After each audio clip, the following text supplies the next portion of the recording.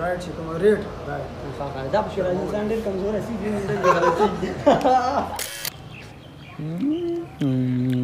خونه دي ماره دا خو د خوري ګلاب جامن ولګه ته ترواده ورسېدل. السلام علیکم ملګرو، علي خان یم. امید لرم چې ټول بخیر او د صحت په جامه به دا ټایم پر دیر کې او رننګ پلس شاپ کې ولاړ یو. نو دلته به تاسو هر قسم شوز میلاویږي. چې کمانر دی هغه را سره هم دی. خان جي څنګه ښه برابر اختر دپاره مې شوز راوړي وو که نه چې برینډ جي ستاسو ډېره زیاته مننه چې زموږ دوکان ته وزټ وکړو او راوړي دي مختلف ورايټیز دي او شته دی انشاءالله لګو به د دې ورځو کې سیل به هم وي او ستاسو ډېره زیاته مننه.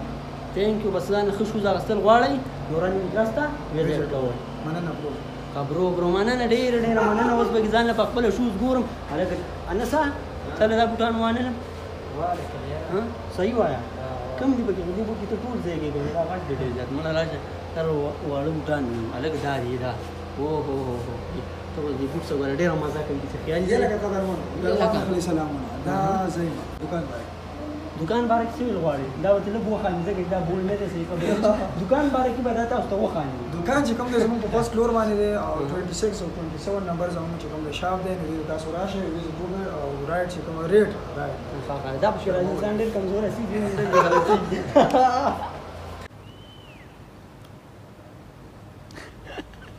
ایسه راوړلې لکه چې راوړلې ډېرې مزیدار دي. تاسو ځان له چې خورئ نو پردو ونو د خېلو ځان نه کوئ خپلې نه وي پردی کوئ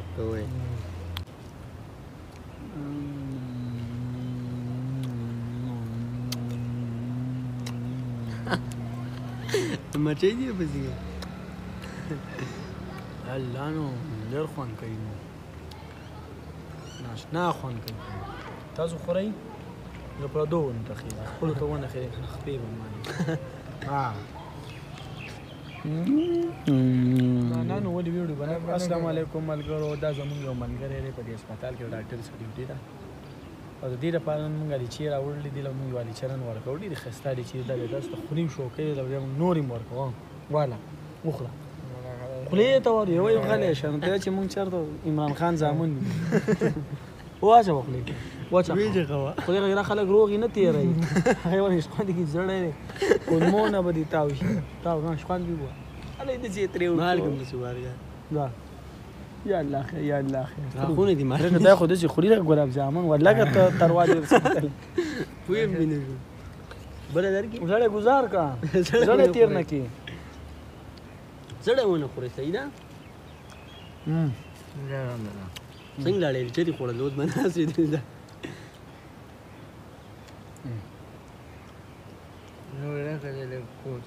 کوله به سبا بیا نور راوړه موږ سره پردۍ ونه نه رسنډلې موږ هم چا راوړلي زه دا اخیسته خپلې ونې زموږ نشته دی حال د بوټي کاستي اوس نالو مو چې کله وشوي او تاله درکړم